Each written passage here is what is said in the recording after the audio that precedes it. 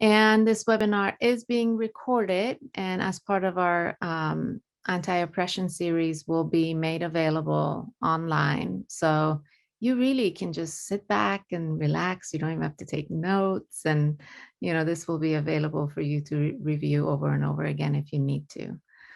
And with that, I am super excited to be here today. This is a subject that's near and dear to my heart, and I know it is for Brent too. And so I will let Brent introduce himself. Sure. Hi, everybody. My name is Brenton Diaz, and I'm coming to you from just north of Toronto, Canada. I'm not really good at introducing myself or talking about myself, but I am a trauma therapist. I work with refugees and newcomers to Canada doing trauma-specific work, which is actually a pretty specific role. There are not many of us who work in agencies, at least, who do that kind of like really specific trauma work. Of course, I'm trained in SC, completed advanced, and kind of fulfilled all the requirements with all of the sessions and everything that I need to do to be an SCP. And at the same time, I also teach at some universities here in Canada and social work departments on various topics, including in trauma. And I've had the experience of consulting or teaching on trauma, a lot of times with populations that have experienced genocide, to be honest with you. Not solely these populations, but a lot of times I find myself gravitating towards those kinds of populations in places like Lithuania, Ukraine, Malawi, Rwanda, and also doing some consulting work right now, trying to build the social support, the psychosocial support for folks in Ethiopia, as there's a crisis going on there right now. So that's basically me in a nutshell. I feel like there's so much I want to say, and probably going to forget about 88% of it today. But I myself am not a refugee, but I am an immigrant. And my parents before me also immigrated to this continent. And so some of the pieces that we talk about, some of them I can relate to on some levels. Others are foreign to my experience, but at least having that whole experience of sort of being almost an exile in terms of fitting in with the local populations and things like that, and trying to find representation of who you are. Those are pieces I can definitely relate to living here in Canada. Yeah, I'm not sure if there's anything else, Mashid, that you're going to be. Maybe I can tack on if there's any other pieces that If you'll you add. remember anything else to share with us, please jump For in. sure. Not But a that's me problem in a at all. nutshell. Yeah, that's me in a nutshell. Thank you, everybody, for having me here. Thanks for being here, Brent. My name is Mashid Hager. I'm a marriage and family therapist and a somatic experiencing practitioner. I live in Southern California on the ancestral lands of the Kumeyaay people, who are still here stewarding and protecting this land and fighting for it. It's now called San Diego, California, and I've been here for most of my life now. Almost 30 years, but whatever. And I work in my private practice with all kinds of individuals, but the work with immigrants and refugees is especially important to me. My family escaped the post-Islamic revolution in Iran to Germany when I was 10 years old. So I was forcibly displaced for a period of time, and was a refugee in Germany before we got settled there.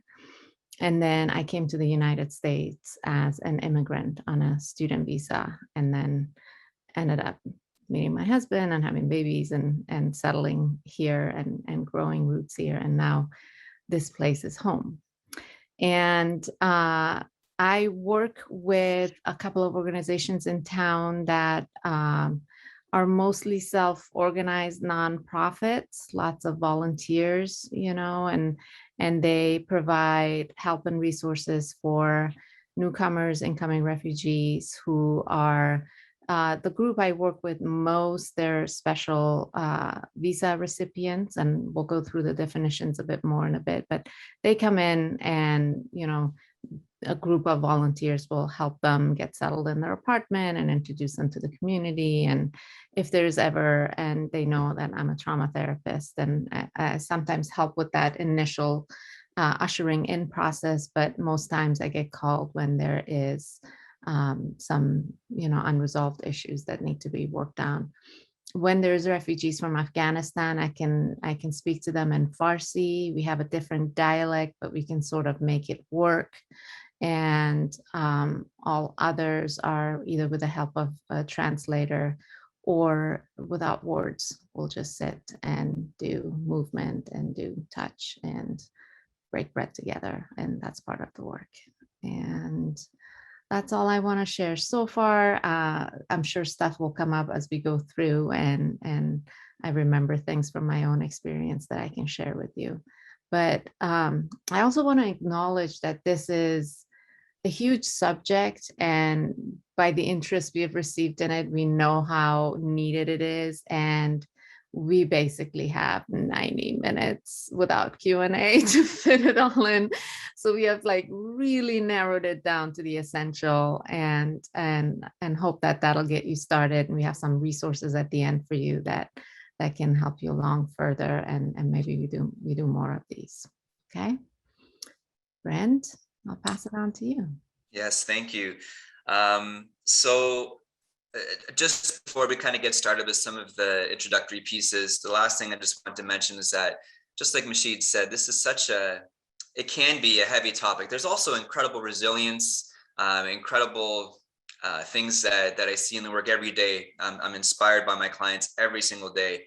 But it can also be very heavy. And the work that we do, we'll allude to, we'll talk about different things, different kinds of clients and case studies and things like that, if you could call it that, throughout the day. But just a reminder for you to, I don't know, I really feel a real need to say this, to just, take care of yourself in the midst of it. It can be heavy for folks, especially if you're kind of new to the work, or even if you've been doing the work forever. These people are coming to our various countries, fleeing danger from their countries, and it's heavy stories that they bring a lot of times. So let's just remind ourselves of the resilience in the bodies of our clients, and the resilience in our own bodies, and in our own collective. It's so great to be plugged into the SE community just for today doing this piece. So just wanted to remind you of those pieces. So I guess we can just jump in and just make sure that we're kind of using some of the same terms and the same language here. So the idea of a refugee, it's kind of like, what does that really mean, right? Are we talking about the same thing here? So just to give you a kind of a working definition, a refugee is a person who's been forced to leave their country in order to escape war, persecution, or natural disaster. So most of the clients that I work with have left either due to war or persecution on various levels. There might be some people who, for instance, have been persecuted because they're part of the LGBT communities, or they might be persecuted because they're part of a religious or ethnic minority. I don't have any clients actually in my caseload who have left due to a natural disaster, but that of course is a whole other category as well. So the key thing to remember there is that they've left their country. Okay, they've had to leave and they've had to flee, and they were forced to leave. It wasn't like something that they really chose to do. I mean, there might have been some element of a decision, but it's like an impossible decision, right? Do I stay and expose myself to this danger that I'm facing, or do I leave and go to this country, I guess, whatever country will take me, in this case, Canada or USA, in Masheed's case, from where she's based, and then try to make a life there, right? So you can see the dilemma that a lot of these folks are experiencing, right? And as a result of that, there's all kinds of pieces that are associated with that. Again, 90 minutes is not going to cover it all. Like I said, now that we're here, my brain's on fire and I just want to share so much with you. But even in that process of migration, a lot of times the trauma that people are coming to us to talk about or to work on is actually trauma that's more related to that process of migration and post-migration, as opposed to what they were fleeing in the first place. So that might be something to kind of keep in mind. The research actually backs that up, interestingly enough. Another category to think about, there's a whole other group of people here that are totally relevant to the situation. And a lot of times our refugee clients have actually been in this category before too. So this is the category of internally displaced people. And so it's very similar, right? They're fleeing, they've left their homes, they're on the run. and they're fleeing for their safety, whether it be due to a disaster or oftentimes war or persecution, but they actually haven't crossed the border of their country. And so in many countries around the world, we'll tell you about a few stats really quickly later on, but in many countries around the world, there are like thousands and even millions of people around the world who have been displaced from their homes. And so this is another population that we need to be thinking about in terms of some of the work that we're doing. Then we have the category of asylum seekers. So there's a whole process which, just due to the technicality of it and due to the focus that I think a lot of you probably are interested in, we won't get into all the details, but there's a whole process that people have to go to in order to become a refugee in a country, at least in terms of USA and Canada, the two countries that we're most familiar with in terms of that process. And so a lot of times people will come to a place like Canada or to America, and they've left their home country as a political refugee, and they're seeking asylum. And so they're called asylum seekers. So they actually haven't been approved of refugees yet. Like they can actually be sent back home. And so they have to go through like a whole hearing process, at least in Canada. There's a whole hearing that they have to sit through with it, like a kind of like a judge almost, who kind of deliberates whether or not their case is one that's being approved of to be considered to be a refugee. Like, are they really fleeing danger? They almost have to prove their danger to them, to like the law and the courts, which, as you can imagine, is a whole other process that's really anxiety provoking. They have to tell their story of trauma over and over again to people that they didn't even know how they're going to be received.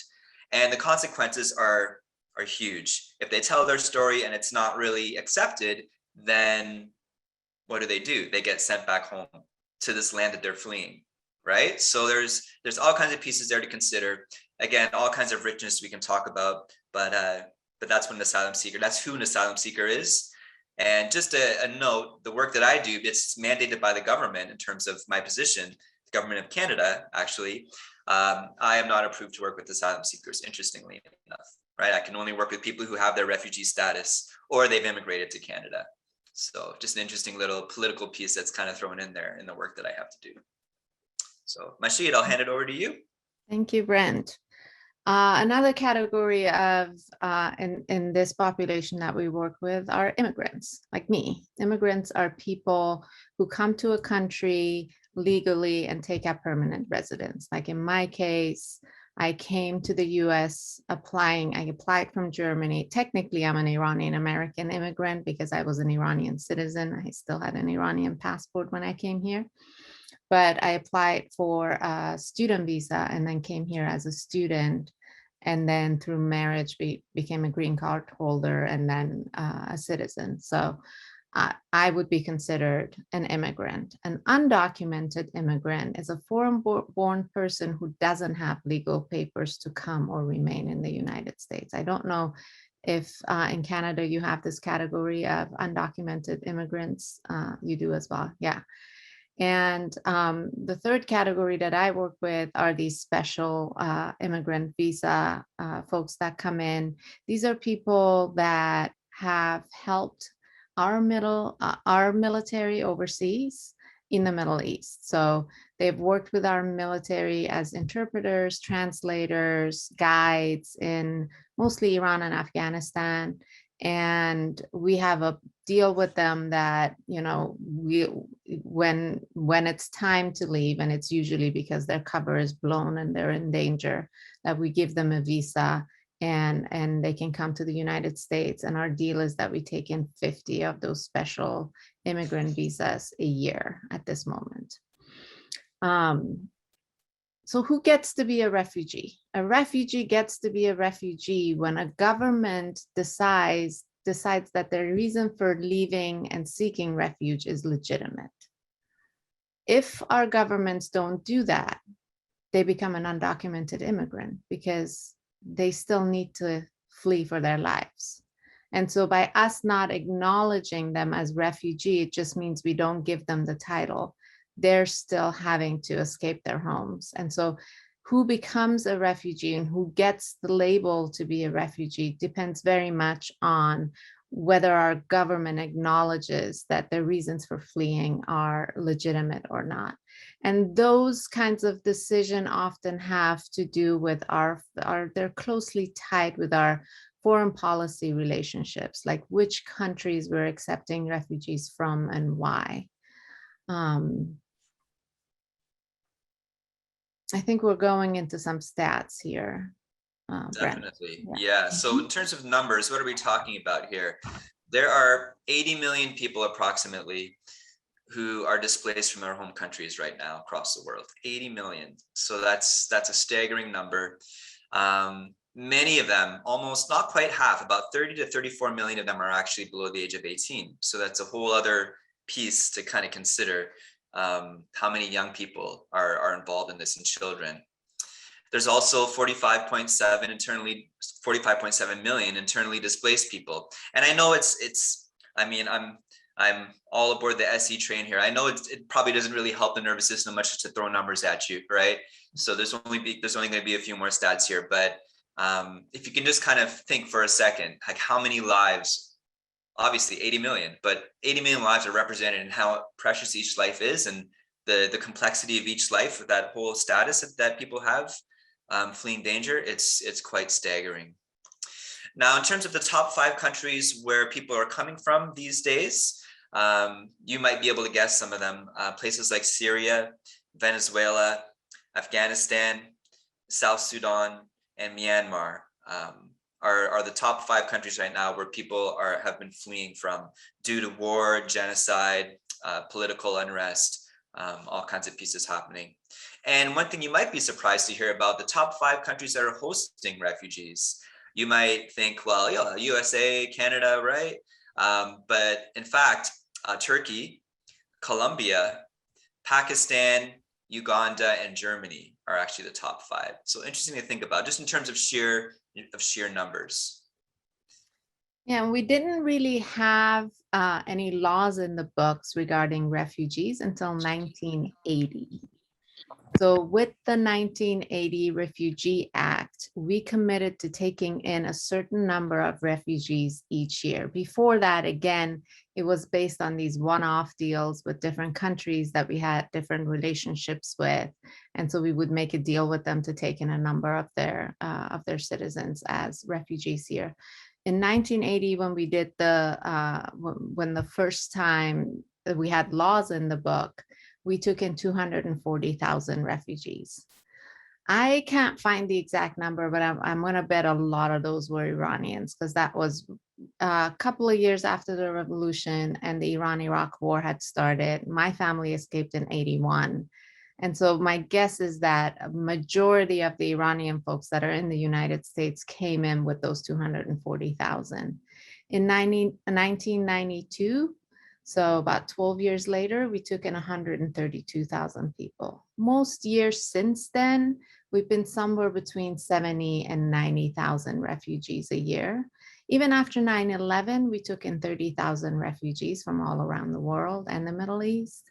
And in the last 2 years, so 2020 and 2021, we have agreed to only 15,000 refugees per year. And the actual numbers are actually much, much lower than that. These are our lowest numbers since we have had laws in the book regarding refugees, even though the refugee population has gone up by 50% in the last 5 years. So when we talk about a crisis, this is what we're talking about. The need is high, and we're really strictly limiting who gets to be here and who gets to be called a refugee. Yeah. And in terms of Canada, Canada's had a long history of providing refuge to people who are fleeing war and disaster. There's all various populations throughout the years from all over the world. I remember, like I said, I'm an immigrant myself, but I actually came to Canada when I was pretty young. And so I went to school in Toronto, and without knowing the term, I was surrounded by refugee kids. People from other places like Myanmar, actually, like Iran, we've talked about already, other countries too, from all over. I mean, that's kind of more in the urban centers that you find, but even nowadays, there's more people beginning to settle in some of the smaller towns at least across Ontario, the province of Ontario, where I live. So there's definitely been a lot of folks, and there's different pockets of refugees. Like there's a whole community that I'm actually working with, the Yazidi people from northern Iraq. There's a whole story behind them that maybe we'll get into a little bit later, but It's a small religious minority, and I guess ethnic minority too in some ways, from Iraq, and they're settled just about, I don't know, I guess miles, 15 miles away from here. There's a whole community, and there's actually communities in America too that are where these people tend to settle. So it's interesting, right? And with Canada, our numbers, of course, have been fluctuating too. This year, we're only going to be welcoming 36 refugee claimants to Canada. That's the target, at least. From what I understand, the actual running total is well below that. And COVID is one of the major issues with that. I think the government here in Canada is still largely welcoming of refugees, trying to be supportive of refugees in various ways as much as they can. But the pandemic has really limited things in terms of people coming in, at least this year. Prior to that, for instance, we would have, in 2017, there were 50,000 claimants as opposed to 36,000.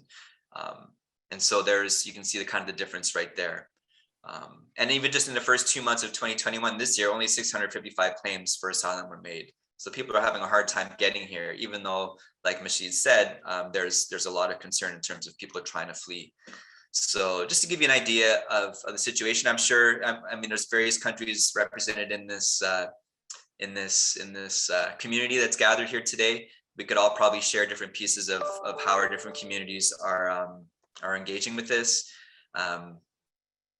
But nevertheless, just to give you a little bit idea of where we sit,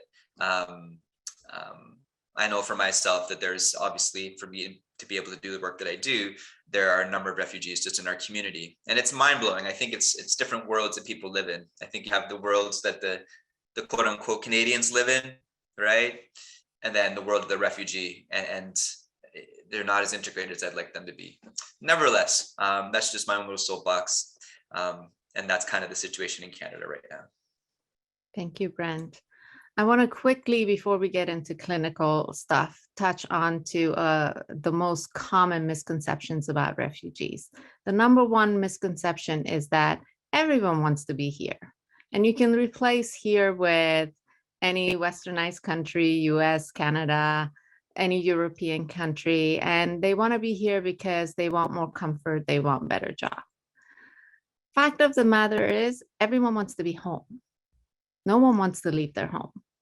No one leaves their home for greener grass or better jobs. People leave their homes when their lives are in danger and when they have no other choices left. Exile is described by some in the literature as a punishment worse than death, because that loss of community really shakes our ideas about safety and belonging. To be a refugee, in a way, means to never really fully passively belong again, because I'm not from here, so I don't truly belong here. And as soon as I leave, I'm also different than the people who stayed behind. And so I lose that belonging as well. And so rather than, I mean, for most people who grew up in one country, their sense of belonging, I see it as this passive thing, right? You just belong. Where for me, it's an active choice. Like when I settled here and grew roots here and became a citizen here and pledged allegiance to this country, that is an active choice of belonging. It changes things a little bit. The second misconception is that most people flee to the US, Europe, or Australia, and Brent kind of touched on that. 80% of people who flee their country flee to a neighboring country. The most difficult way to come to the US is as a refugee. This is why probably refugee admissions are the lowest they've ever been. No other category of traveler goes through more scrutiny and more rigorous background checks than the refugee category. There's like numerous federal intelligence and security agencies involved, and the process takes like a minimum of 2 years. The third misconception is that refugee influxes are bad for our local economies. And again, research shows that refugees add more to the value of our economy over time if they're granted legal rights to work. So studies in Europe and the US show that immigrants have much higher entrepreneurship activity than natives do. 2/3 of US GDP expansion since 2011 can be directly traced back to migration.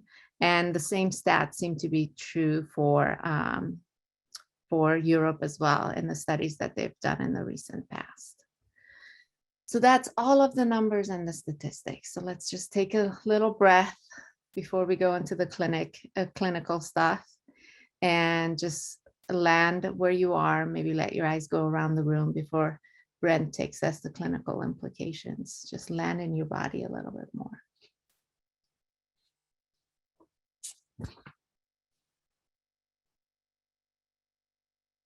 Maybe notice your feet on the ground, your chair supporting you, your cushion supporting you.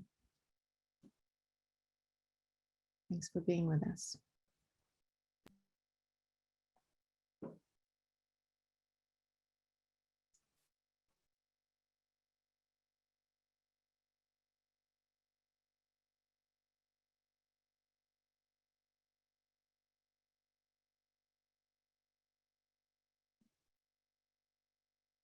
Brent, I think the next section is yours. Yes. Yeah, just to reiterate what Mashid said, thank you everybody for being here and for caring for these populations. Not only do Mashid and I in various ways identify as being part of these communities, at the same time, we care so much about them. And so it's so heartwarming to see so much interest in this. So I feel it's like this is like a meeting of our community here in support of our refugees, which is really heartwarming. So some of the clinical pieces to consider when we're working with these populations, which I think do definitely impact the somatic presentation that we see, of course, right? The first one is the really obvious concept or idea of trauma. But of course, as we understand, trauma is incredibly complex, and we can't assume that just because we have a client in front of us who identifies as a refugee, that their trauma is related to why, like the reason why they're in front of us as for trauma therapy or somatic work is based off of why they left their country. It might not necessarily be like that. I had a client this morning, the last person that I met with before I came online here. Obviously, without saying too much for confidentiality's sake, the trauma that she is wanting to address was like a interpersonal family violence type thing when she was a little girl. All right. Had nothing to do with the fact that, well, at least on the surface, right? But in terms of how she talks about it, nothing to do with the fact that she's a refugee. This could be a story that someone else who's been established in Canada for their whole lives, for generations, it could be the same story in a lot of ways. Now we were working through an interpreter, and there's other pieces, and her having access to me as a therapist. So that refugee status does count in a lot of ways, of course, but it had nothing to do again with her relocation. However, that could also be the reason why someone is in front of you too. It could be the war that they've experienced. It could be torture that they've experienced. It could be violence. It could be the natural disasters and the political persecution and those kinds of things that we've talked about. So they might be wanting assistance to address those somatic, like the somatic impacts of these things on their bodies. And this is a powerful aspect of the work. I feel like it's really something to consider deeply. It's not just a person's circumstances in their lives that have been totally impacted by their migration and by these things like the war and the torture, but also the imprint on their bodies. But like I said, it could also be the kinds, you could be addressing the kinds of traumas that we're used to seeing in our day-to-day psychotherapy practices, like childhood abuse, car accidents, violence in the home. And I have clients, again, who identify as refugees who are actually seeing me for those reasons instead of the actual migration piece. There also might be experiences of racism. Gender-based violence is huge. I identify as a man, and most of my clients are female, and I find myself addressing gender-based violence a ton. Yeah, it's just something that is just you just no way around it. I think it's true for trauma work here in Canada without like dealing with refugee populations too, but it's such a huge theme in the work that I do with my refugees. There might be persecutions from unspirituality, or there might be working with homophobia or transphobia. Like I said too, I have a number of clients who are here for that very reason, right? Incredible persecution back in their home country, and now they've fled to Canada for safety just due to their sexual identity.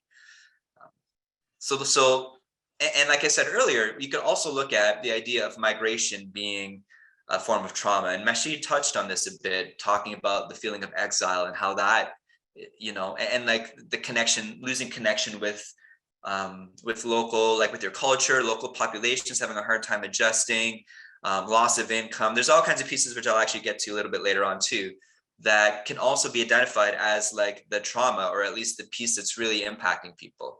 So as we're working with our refugee clients, we have to keep all of this in mind. These might be aspects that are heavily informing what's happening with their bodies. Okay, the next one that I want us to think about is, and this is going to be really broad, and of course in such a short presentation there's only so much we can really say, but for many cultures, for many people in many cultures, I'll put it that way, there's a stigma in talking about or even addressing or even getting help for trauma experiences or mental health, right? Now, that's a huge generalization, and I work with people from cultures that have been identified as cultures who don't really like to talk about mental health, and they're opening up to me. They're talking about it. We're doing somatic work together. We're seeing amazing things happening. They're being really open. But I also have other clients who are incredibly hesitant and really don't want to talk about it. And we're trying to figure out a way. They want the help, but they don't want it, and they're not really sure how to talk about it. And so we're doing this dance of trying to figure out how to like lean in and lean out of doing it, right? That kind of titrating piece in a way that's culturally appropriate. So that's something that we need to think about, right? That how do you address, how do you access, or how does someone access us when perhaps even in their culture or in their language, there aren't even really the words to describe. I remember when I was in Malawi, I was actually training sexual assault workers there. Training, it's not what it sounds like. Like really, I was learning a lot too, of course, but I was there to teach trauma-based kind of knowledge to sexual assault workers. And we spent a whole afternoon of them translating into Chichewa, their language, words like dissociation, trauma, panic attacks, anxiety, depression. They were coming up with a whole new glossary of words right live, and they were doing the work. I just got to sit back and watch. But that shows you that there's going to be some cultures and some languages that don't even have that language. So there's a huge stigma in talking about these pieces.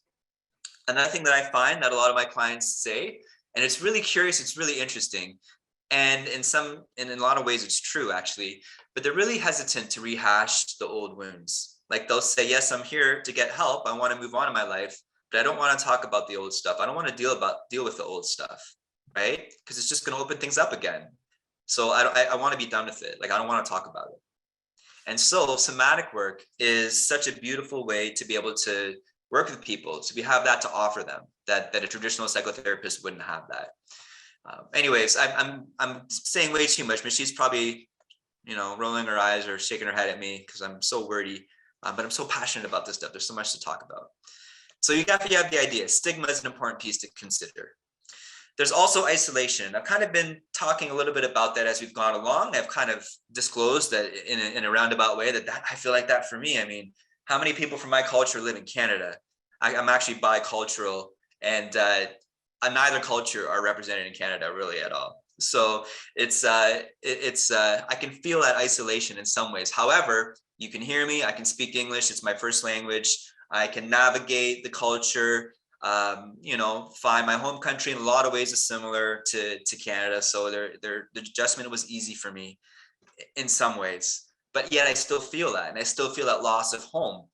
So imagine now being a refugee, leaving one country, going to a completely different country with a completely different language, completely different customs, completely different systems, right? And trying to adjust to that. That's huge. And that's actually a big part of the work that I do, just trying to help people to navigate through some of those pieces, helping them to build their social support in a way that's really validating for them in their daily lives. And helping people to access resources, right? Just simple basic resources like job search stuff, or helping to connect them to get their COVID vaccine if that's what they want, right? Like things like that, that sometimes I end up having to do because I'm like the main contact that they have with the country of Canada, which is kind of a mind-blowing thing to think about.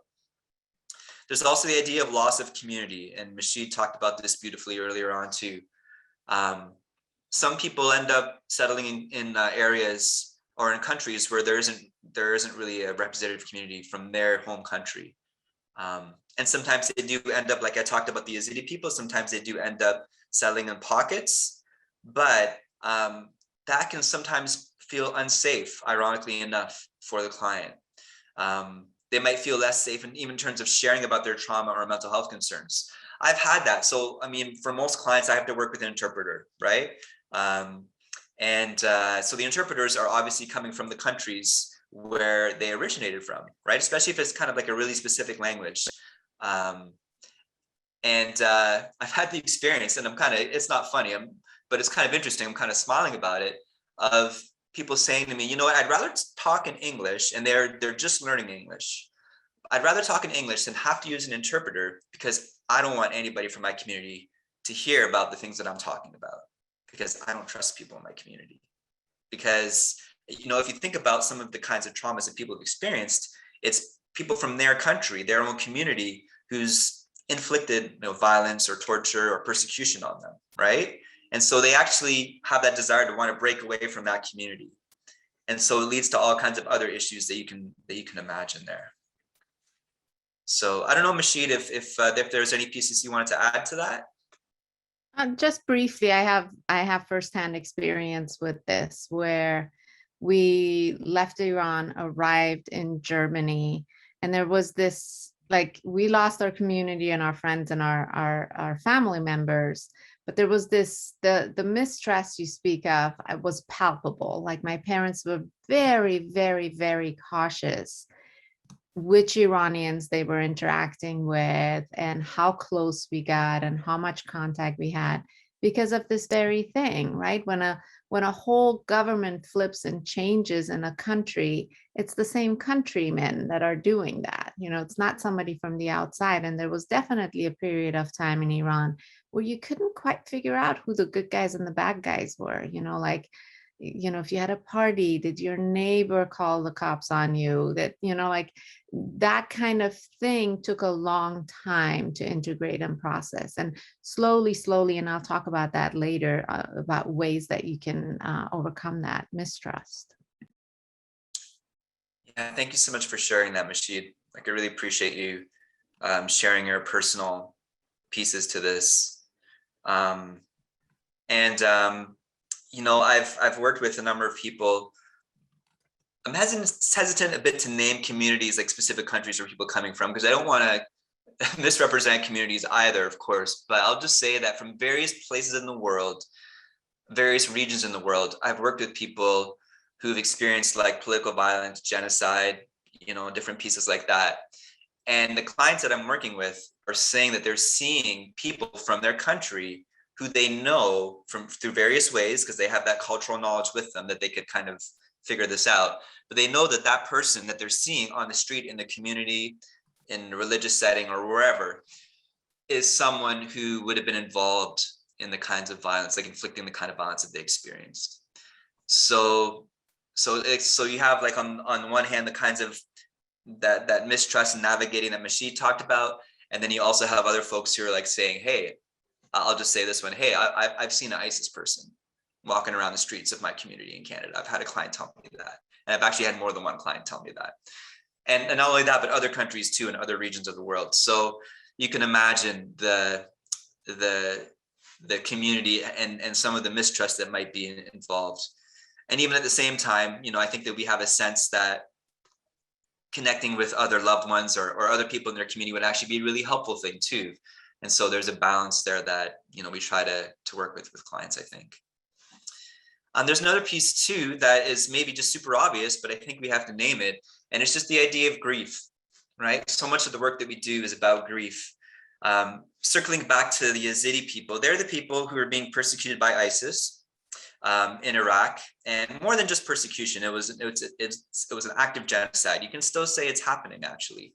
And there's all kinds of pieces, if you're not familiar with it, that are related, where it was actually 7 years ago, this very week, that ISIS rolled into this area of Iraq, kind of attacked and overthrew the various cities that the Yazidi people are like a religious minority there, overthrew their communities, took the men, and as many men as they could, and killed them, and took the women and basically kidnapped them as sexual slaves, right?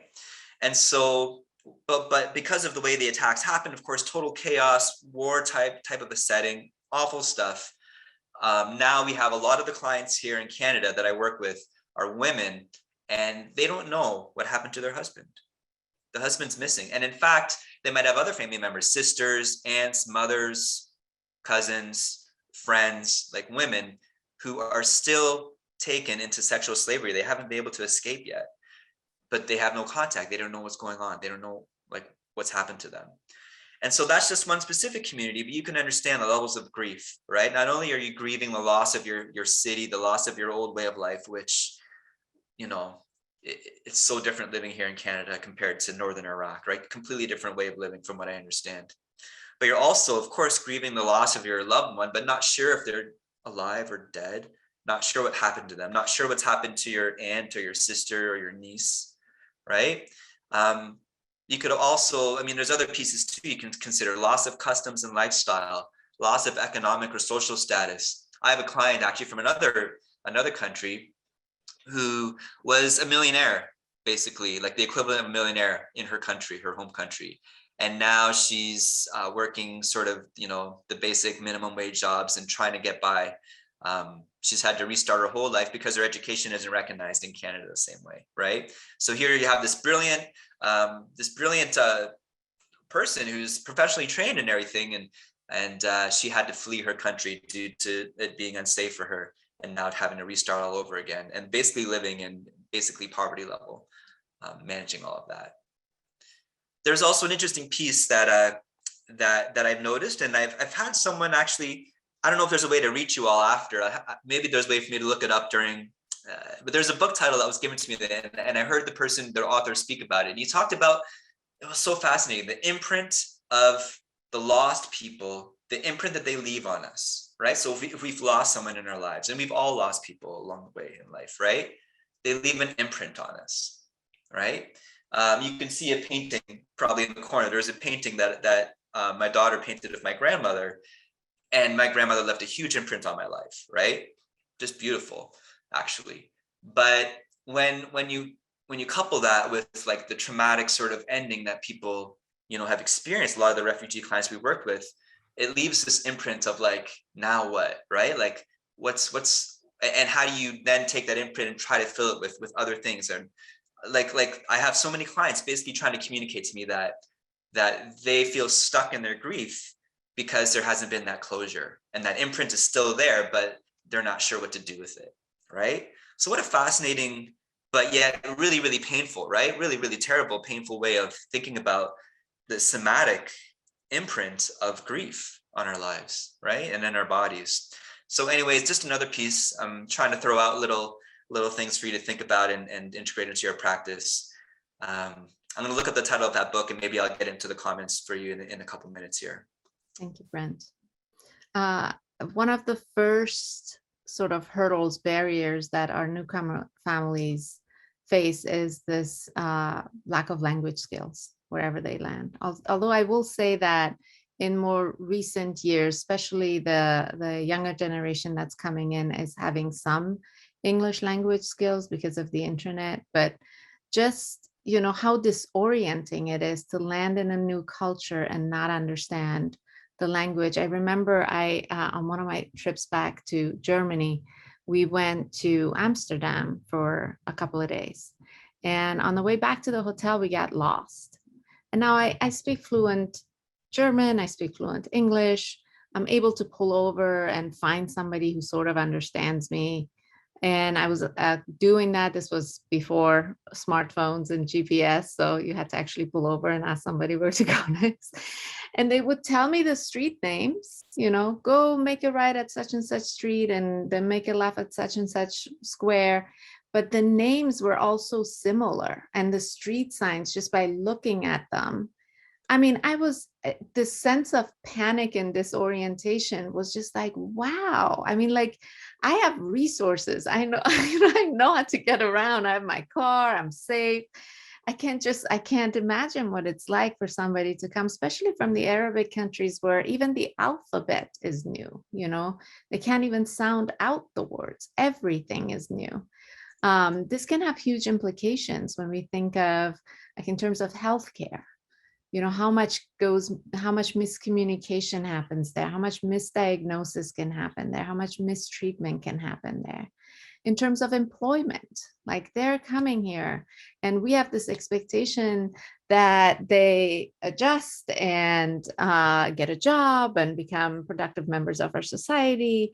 And how do you do that? Like, how many jobs are available for someone who can't read the alphabet or who can't speak the language? For the children, it has huge implications in education. In preparation for this, I kind of felt sorry for myself again a little bit, because I was 10 when I landed in Germany, and I was lucky.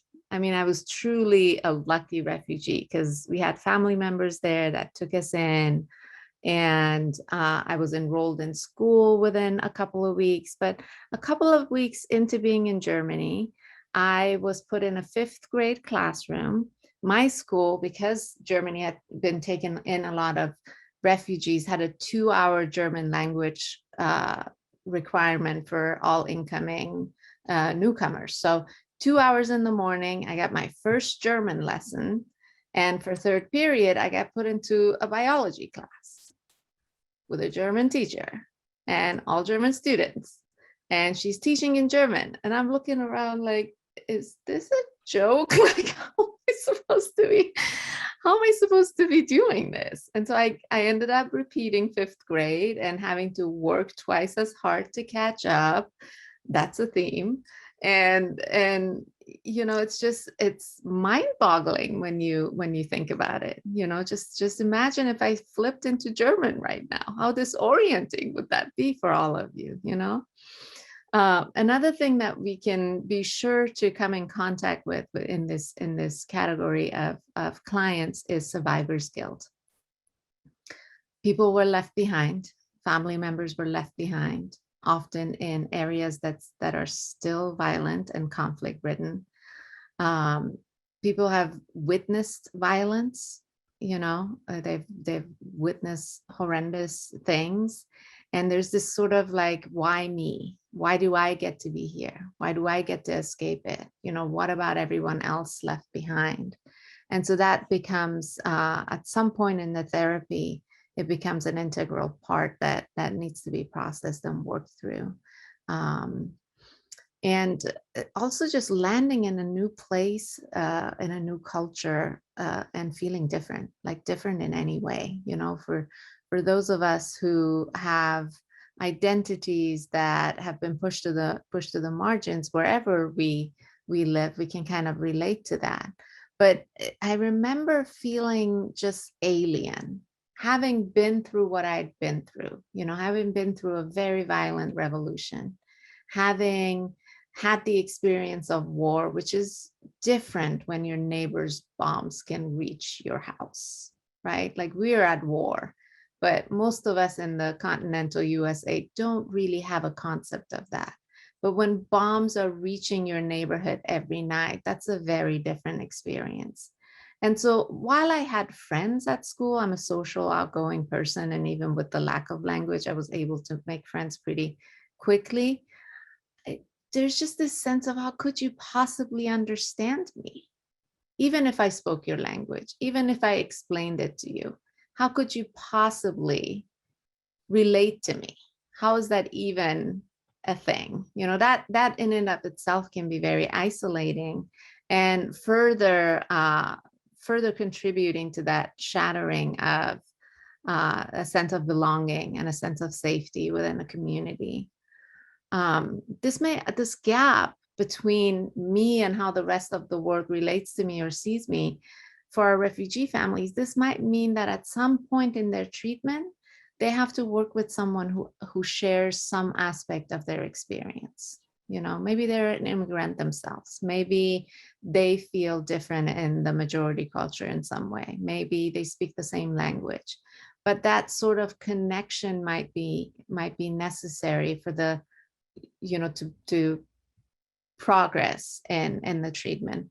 I remember one of the calls I got from this organization that I work with was a mom that had come in with 3 of her daughters escaping her own family members, escaping her own husband and the older brothers. And the oldest daughter, a 22-year-old, had not spoken since they left.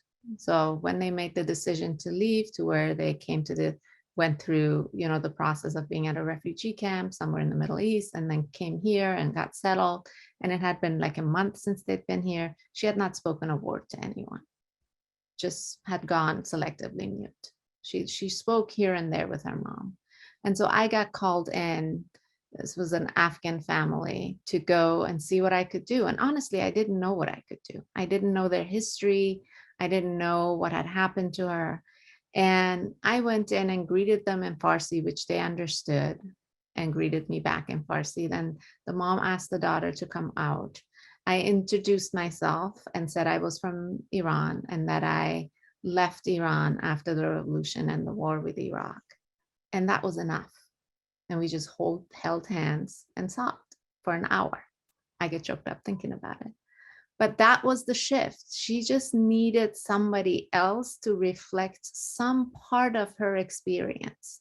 And she hadn't had that yet with anyone she had come in contact with. And so if your client is able to, at some point in the therapy, say, hey, I need something else, that might be the missing piece. And that's actually a sign of progress. If they're able to express that, if they're able to come forward and name that, that's actually where you want the progress of therapy to go. COVID, this pandemic, has complicated all of the above aspects for our newcomer families, all of it. First, you know, the fear of infections and lockdowns and isolations. Those provided many challenges in and of itself. Thankfully, the infection rate, especially in the refugee camps, was much lower than had been anticipated originally, mainly because the camps are pretty self-contained and they took the lockdowns really seriously, and people in the camps don't really have much access to people outside of the camps anywhere. So the infection rates weren't a huge concern, but there was a significant economic impact, as there was for everyone, right? But whenever something like that happens, like a pandemic or a natural disaster, we know that our most vulnerable populations suffer the most. And so there were major cuts immediately to humanitarian aids for refugees. Both refugees and host families struggled for access for quality or good food.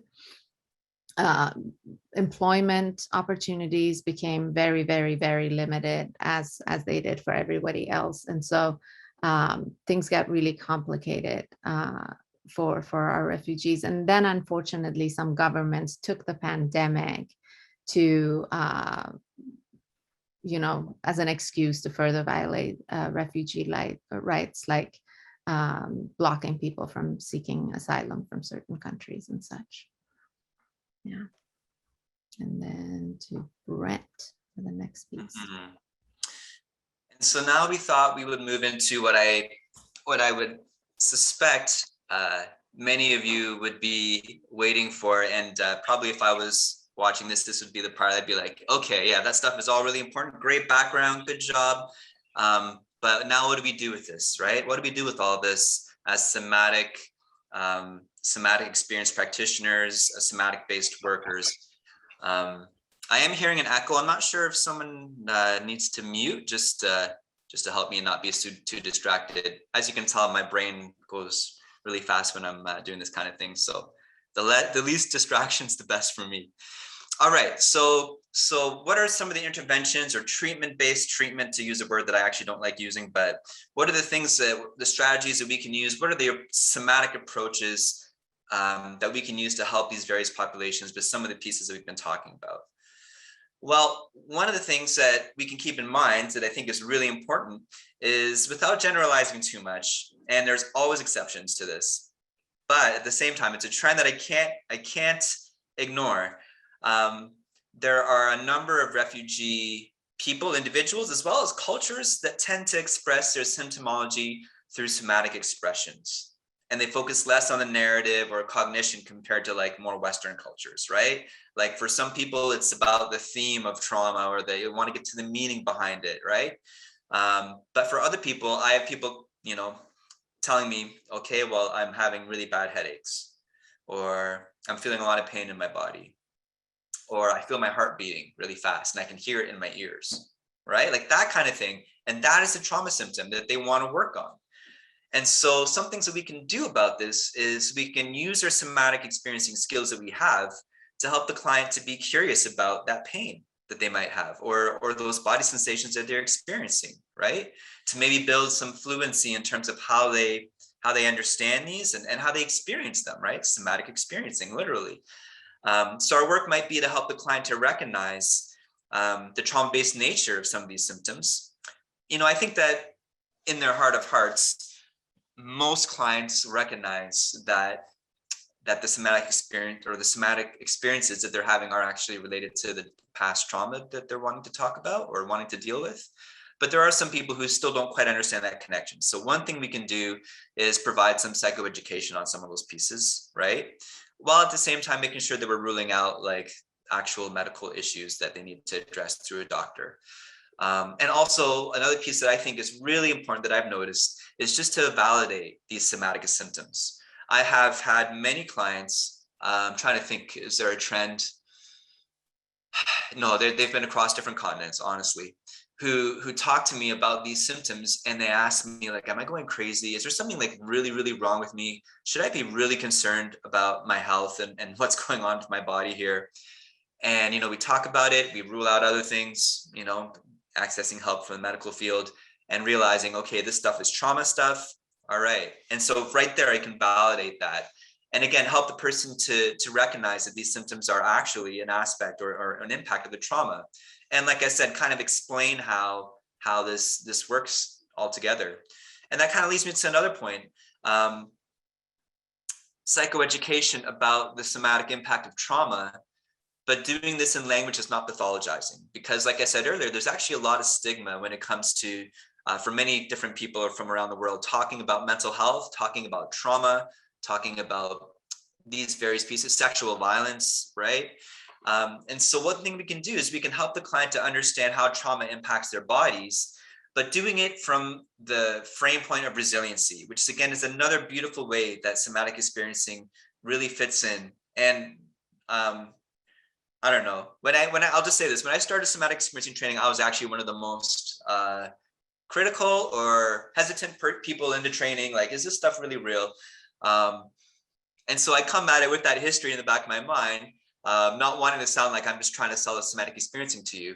Like I'm telling you, in the work that I do, it's a huge help. It's so important that I have my somatic experiencing training when I'm trying to work with refugees, because so much of the work is somatic based. So much of it is spoken about and understood through a somatic lens that is different, honestly different than like mainstream North American culture. So we can help the client to understand how trauma impacts their nervous systems and their bodies, and how this aspect of trauma is understandable. That's a theme that I keep going back to over and over again, including with that client I talked to you about earlier on that I saw today. It's understandable that you have these symptoms, that you have these things happening in your body based off of what's happening to you. And reframing these symptoms not as pathology, but as clues to different defense mechanisms and things that kind of need to be completed and need to be resolved, right? And that our bodies actually have within themselves the capacity to heal themselves with a little bit of guidance from us. And so one thing that I find myself doing a lot with people is talking about how we can help our bodies to catch up to the modern day, or the present day, I guess, situation of what's happening. So for instance, this client, even though again the situation was more, it wasn't necessarily like she wasn't talking about war or political persecution. She was talking about violence that happened in her home growing up. But now it's not happening anymore. And so a big chunk of our talk was noticing how her nervous system is reacting as if that trauma is still happening. And, using somatic experiencing techniques as well as some CBT stuff, right? Like I always use a mix of different things, helping her body along to realize that, no, you know what, you're actually safe right now. And, it's going to take some time, but you can adjust that reaction that you have in your body so that you can begin to kind of allow your body again to catch up to where you are. And I think that it's just a really important piece that we need to be considering and thinking about. But again, doing so in that framework of not pathologizing, not saying there's something wrong with you. These are your symptoms. Okay, check. You have PTSD. You need treatment, medication. And I think, obviously being somatic-based experience practitioners, you're all going to have the same sort of approach probably that I do about some of those pieces. So I know that I'm sharing with people who understand this, but just a reminder that this is so important, because there's so many cultures that again have that stigma around mental health. If you get labeled with a mental health diagnosis, or even accessing help is seen as a big no-no, like you just don't do that, right? And there are all kinds of ramifications for that for people that they still hold on to, and I still respect, right? It's just one different way of looking at life and one different way of looking at mental health. So one of the antidotes to that, again, is to talk about our bodies and look at them from a resilience point of view, right? And from the strength and the capacity that we have, and building that capacity. So that's a huge important piece. Maybe it's more of a foundational piece to work with refugees and newcomers, but a really important one nonetheless. Another thing that I like to do with people, and I think one thing that I would do if I could redo this, I'm really honest, right? If I could redo this whole training, I would want it to be really longer, and I'd want us to take more time orienting. Even just orienting to the topic of refugees, right? Like Mashid and I really tried at the beginning to kind of give you an idea of who we're talking about here, but it's so massive. Like, how do you do that, right? So it's one of the huge pieces that I use in my work, and I'm sure we all do. But thinking about these clients, there's many different layers of orientation that we have to think about. One piece that's so huge is just the orientation to the therapist. So the client's orientation to me. This is huge because, well, there's so many layers. Gender is one of the ones that really pops out, because again, many of the clients that I work with are women who've experienced gender-based violence. And here I am, a man sitting in front of them, right?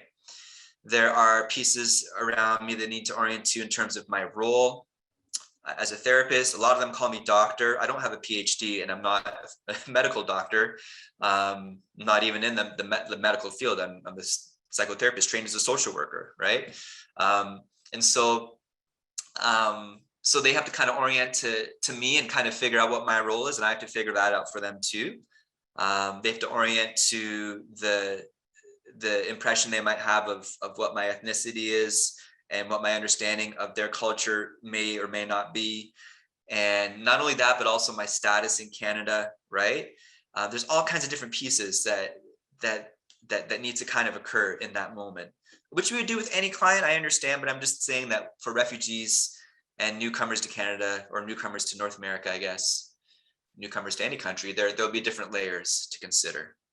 All right. They need to orient to the therapy, right? What are their expectations of therapy? What are they thinking is going to happen in this moment together that we have, right?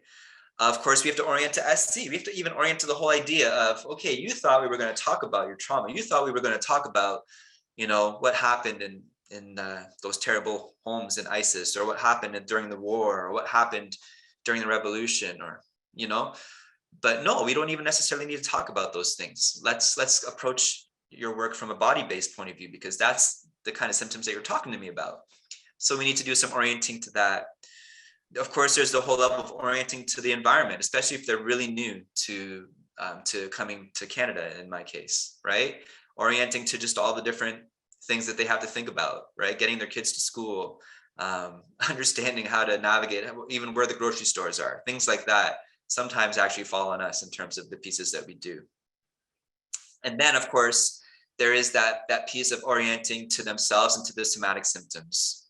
And so related to the point of the somatization symptoms, we can help the client to build more awareness and curiosity around their bodies and notice the differences in somatic experiencing. Because what I find is a lot of clients will tell me, oh, my whole week, like I was just in pain the whole week. I had headaches all week long. What's the symptom? Breathing. Breathing is a big symptom. It's a huge symptom, actually, and it makes sense from a somatic sort of intellectual point of view. But doing the work, like I find myself surprised that so many clients, particularly from actually Mashid, like Iran, Afghanistan, Iraq, like Middle East, kind of what we would call the Middle East here in North America, a lot of clients talk to me about their breathing.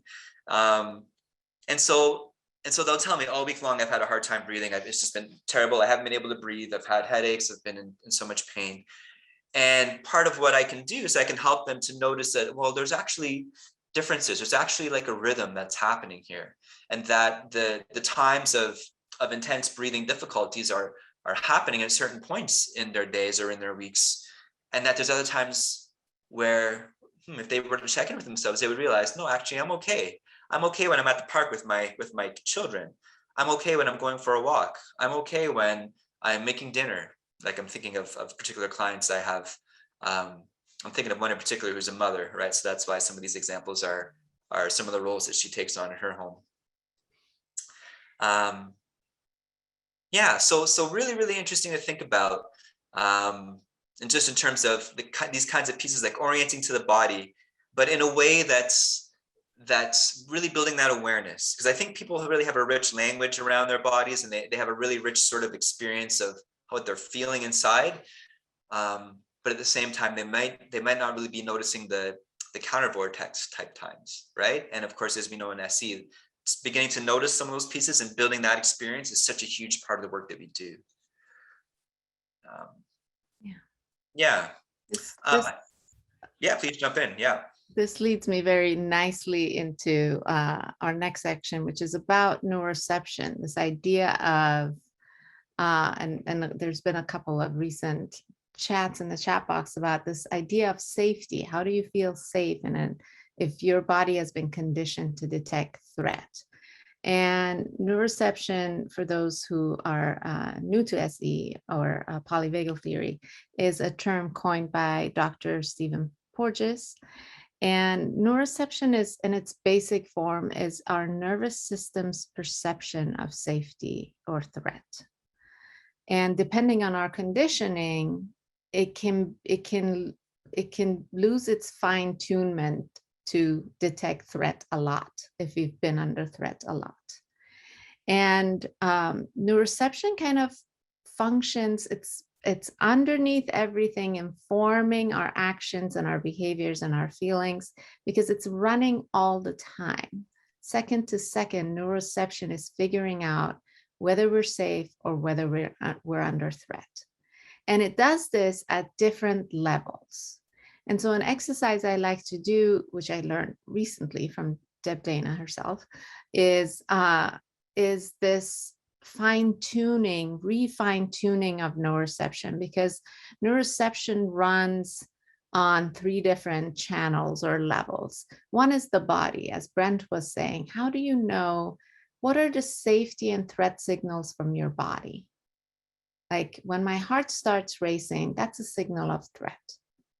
But when I'm relaxed and I can lean back and my breath is deep and my belly is soft, that's a signal of safety. So we can start exploring outside of content, outside of their history with our clients, about what signals they're receiving somatically, what sensations correlate with safety or threat. What in your environment, maybe in your immediate environment, signals safety to you? How do you know in the room that you're in that you are safe? Like my door is closed. That makes me feel a little bit safe, less vulnerable, you know? How do I know in my neighborhood that I am safe?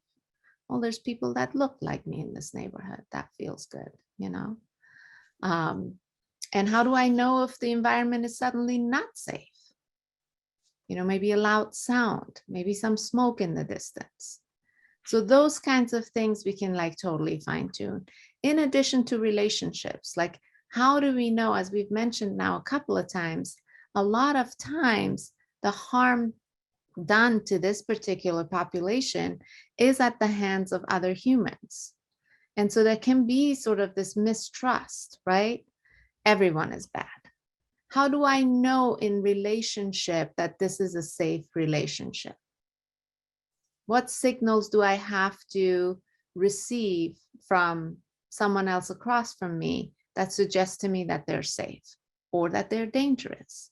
So we can start pulling apart and fine-tuning neuroception again so that we can build on that counter vortex of safety a little bit. We can start to strengthen that muscle of really being able to differentiate rather than clump together. Differentiation of what are the signals both internally and externally that I am safe in this environment. Which then brings me to coupling dynamics. And again, for those of you who are new to SE, coupling dynamics in their simplest explanation are about relationships. So overcoupling is when things are overly related to each other or too tightly related to each other. And undercoupling is when things that should belong together don't, or things that we should have access to and we don't. Some examples in this category of our clients work with refugees is the overcoupling of like maybe a fear response in response to fireworks or airplanes flying by or any loud sound like thunder or the smell of smoke. Those things inherently aren't things we're supposed to be scared of. But if you have enough experiences, maybe you lived in a conflict-ridden area of the world, then loud noises are suddenly life-threatening or can be life-threatening. The smell of smoke might mean you have to run immediately. And so we can see this overcoupling of a fear response, much like when soldiers return from war, of things that aren't inherently supposed to be connected, but they've become overcoupled. And so one of the things I do in my area when newcomers come in is that I let them know, like, I live 10 minutes away from an airbase here in San Diego. And every year since I've lived here and until 2020, so thankfully they canceled it for 2020 and 2021, we've had an air show where jets fly right over my head multiple times a day for weeks leading up to the air show. And then of course that week. And I remember in 2019, the sound started and I have a visceral reaction to that. I'm much better than I used to be in response to it, but I still have a visceral reaction to it. And I was at my computer on social media and we have one of those neighborhood Facebook pages, like Scripps Ranch Information Exchange. And one of my dear neighbors wrote in that group, "Hear that? That's the sound of freedom." And I thought, oh man, I wish I had that overcoupling, just very different inside this body, because that's not the sound of freedom to me, that's a very different overcoupling. So for my refugee families, I let them know, we have an air show, you're going to be hearing them, we can prepare for it. For me, it's better if I can see them. I mean, the Blue Angels are magnificent if you've never seen them. I mean, they're inches apart from each other when they're flying overhead. So when I can orient to them and I can see them, my body does a lot better than when I can't. I let them know that if they live close to SeaWorld, SeaWorld has a firework every night of the summer at 9 p.m. that lasts for 10 minutes. If they're prepared, then that can help. So that's something I do for families that I work with, is that I'm sort of aware of these things in my general area, and so I can inform them about that. Because what you can start to see in therapy then when you start processing these events is like sequences of not just emotion, but physical responses that we can then use our SE skills to slow down and, titrate and process slowly. Another story, I was at Advanced One, I think, in Los Angeles on Redondo Beach. And on our last day, we had one of those, SE training pods of 8 or 9 people. And because it was in LA, there were several Iranians in the student body, which always excites me. And so me and another Iranian woman from LA were in this pod together, and we were sitting with our backs to the window. So the window was right behind us. And Redondo Beach was having a thunderstorm. And we knew about it. We could see it. We had heard about it. We'd driven in through the rain. One of the thunders hit, and it was so loud that the windows shook. And I immediately hit the ground. I mean, I left my chair and crouched down on the ground. And I looked over, and my fellow Iranian friend had done the same thing. Everyone else was in their seats. And it's like, boy, that's ingrained. That's in there. Like, you know what that's about. But in therapy, you can start playing with, notice that muscle tension. Where does it start? Can we just put the story aside and focus on the tension in the muscle? Do one little piece at the time. Remember the noise. What happens as you remember the noise? Just a little bit at the time, in a really titrated way, so that the body has a chance to catch up. Sometimes incomplete motor sequences will show up, or incomplete self-protective responses. In kids especially, that's super common, because kids in those situations don't have access to much active defenses. They have much more access to freeze and dissociation. And so these motor sequences of wanting to cover, wanting to crouch, wanting to hide, all of these things may come up in sessions, and we can work through them one little piece at a time, one muscle at a time. And I already spoke to this a little bit, but this overcoupled response of all humans are unsafe, because the harm I experience is at the hand of other humans. And we see this in other categories of trauma as well, right? We see it with inescapable attack. We see it certainly in social historical trauma, where the harm that's being caused is at the hands of other people. And so this overcoupling can happen, where I just have a mistrust of other humans. All humans are bad. No one can be trusted. And the more we're able to show up attuned to that, the more we're able to show up consistently, the more that we can show up without judgment, the more repair we can do in that area. And then slowly, we can build that neuroception muscle, like the exercise that I described earlier. How do I know in relationship that I am safe?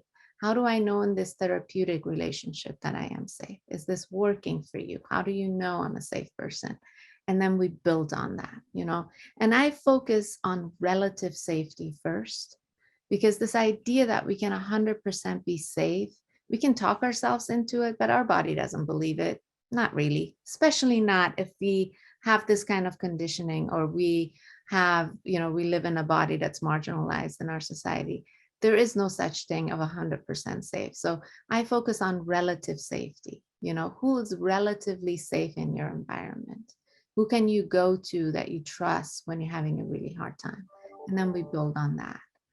And then once that's built, we can revisit specific events where they experience some form of betrayal, or there was a rupture because of mistrust, and we can, work those specific events slowly in a titrated way as well. Undercoupling, on the other hand, as opposed to overcoupling, as I said, is when things that are supposed to be related together are not. And so that shows most commonly as some kind of a disconnection. And it can be disconnection from story, from memory, from emotion, certainly from the body. I have clients like Brent Express who don't talk about their trauma, but I also have clients who talk about their trauma initially without much affect. They're sort of flat and retelling me the story, and they're not really, really connected to it. Because when scary things happen, the easiest thing for us to do, especially if we can't defend ourselves, is to disconnect. And this connection can become completely chronic. It can become lifelong. I have because of this work, because I've been in SE so long, and because my family's story is somewhat unique, I was finally able to write it down, and I produced the play last year, and that was recorded and shared. And my younger sister, who's 7 years younger than me, who was on the journey with us escaping Iran, saw the play and then wrote to me and said, "That was amazing. I can't believe you guys went through that." I mean, she has lines in the play. She knows up here that she was there, but there's this disconnect Mira, where pancito, part of her, te invito a este pan, Rosa, mira. your mic is on. Thank you. Where part of her can't connect to that story still to this day, and it's 40 years later. That kind of chronic disconnection can happen. And so in this category, there might be a lack of access to bodily sensation, or access to bodily sensations may be weak. And so we have to work to rebuild that muscle. Like I tell my clients, we're going to just learn the language of your body very slowly. And we want to do that through positive avenues first when we can. Undercoupling, especially chronic undercoupling, can become systemic, meaning that the whole family might stop talking about the trauma. My family hit Germany sort of running. We were still in survival. We never named it or talked about it or processed it amongst us. And then in the Iranian community, lots of people escaped Iran in those years. Nobody talked about it. A whole country can disconnect from their distressing story and history by not talking about it, by not teaching about it. Yeah. So we can see this all over the place. When I first put the play up and people started seeing it, I used to get the most common response from my fellow Iranians was, "We don't talk about this. What are you doing?" Like literally, I had people walk up to me and go, "My family left the same way. None of us have ever talked about it, ever." And so this kind of like, that we know that when we start to put together pieces that are undercoupled, there can be a lot of activation. There can be a lot of survival response that gets discharged. And so we need to be ready for that. We need to build some stress tolerance, some distress tolerance to be able to be with this huge amount of activation. We have to lay the groundwork in orientation and resourcing and focusing on the counter vortex so that we can manage talking about these things and processing it, both on an individual level and a family system and a community and as a country. Yeah. We know that when we start to talk about the distressing history, there is activation. And we can build the muscle for that over time. We can build the capacity for that over time. And we can certainly do that with our clients.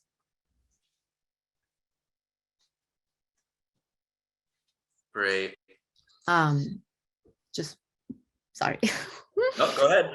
The only thing I will say in this is that you have to have some patience, because this process can be slow. And for our newcomer families, they come in and there's so much they're dealing with, and there's so much trauma that you can kind of sucked into the urgency of, I need to do something. But my go-to thing always, always, always is show up as another human first. How would you want to be treated in that situation? You will have this nervous system lens if you're in the SE training and if you're an SEP, where you can address the personality stuff that wants to go fast, but also meet the needs of the nervous system, which is slow, titrated. What's easiest to access? What's the easiest thing to connect with? I have another Iranian client that I've gained since she saw my play. And, she wants to process her trauma of the war. She experienced it and she was in it, but we're nowhere near being able to talk about it yet. But what we can talk about is her grandmother's prayer rooms. She can take those and she can play with those and she can notice her body settling. That's where we'll start. We'll start with what's doable. We start building the positive nuances first, the positive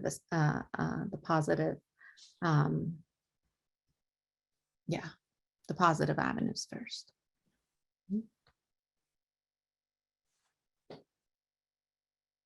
Great. So many interesting pieces there, right? Even as you were sharing, I was thinking of when you were talking about safety. I'm thinking of a client of mine who is from Afghanistan, fled because she was being targeted by, specifically her and her family were being targeted by the Taliban. And so there's a couple of elements that I want to talk about. In terms of safety, you kind of talked about the concept, I don't know if you use these words, but the idea of being safe enough, or as safe as you kind of can be. Well, of course, as we know right now, the Taliban has kind of, they're moving into different communities right now as we speak, and including in her hometown again. And so she still has loved ones and family members there. And so there's a real element of her feeling really, really unsafe as a result of what's happening to her and her family. Sorry, not to her, but to her family and to her friends and loved ones in Afghanistan. And just, reliving the fear that she experienced some time ago when the Taliban first swept in and started to make life very, very, very difficult and traumatic for her and her immediate family. So we're trying to figure out, on the one hand, recognize the safety that she is in here in Canada, but on the other hand, really just acknowledging and validating those other feelings and sensations that she has of danger, kind of on behalf of her loved ones. So even again, I guess I only bring that up just as another example of how safety might be defined differently for these populations, and you kind of have to work with that. There's also that same tension for the Yazidi people that I was talking about earlier. So many of them don't even know what's happened to their loved ones, and there's still ongoing sexual enslavement happening right now with their loved ones that we're trying to work with, at the same time helping my clients to navigate their own sense of trauma and coming to terms with some of those pieces. But thinking back to that Afghani client, another thing she told me, and this has been a theme of our work, I really, really enjoy working with her. Brilliant person, amazing strength, amazing resiliency, incredible insight.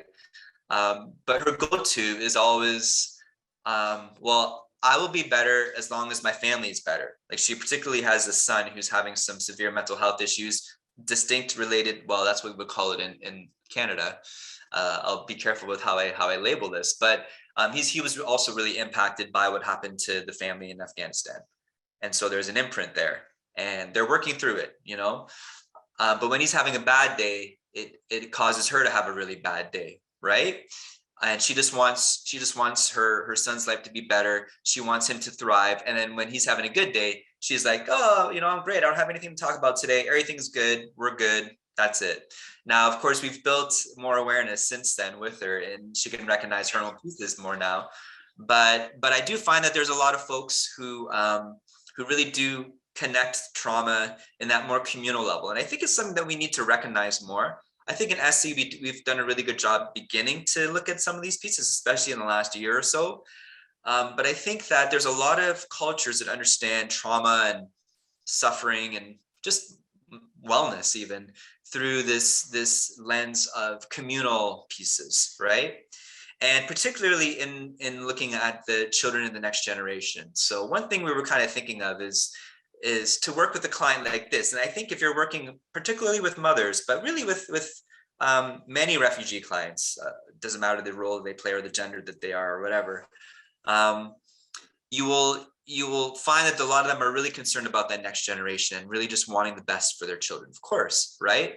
To the extent that they would sacrifice anything for themselves in order to make that happen for their client, for their child.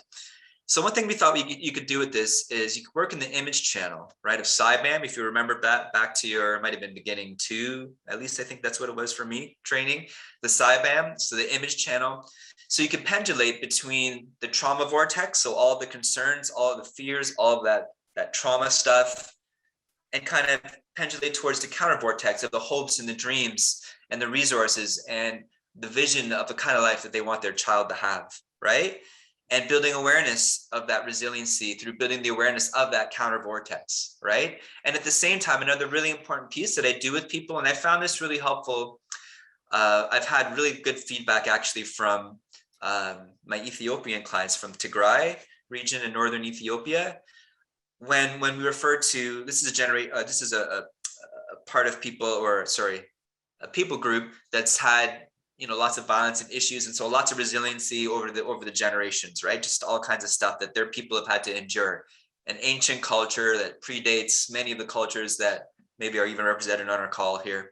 And so when I work with them, I kind of pendulate, you know, so right now there's all kinds of terrible stuff happening and all kinds of true violence that's impacting people.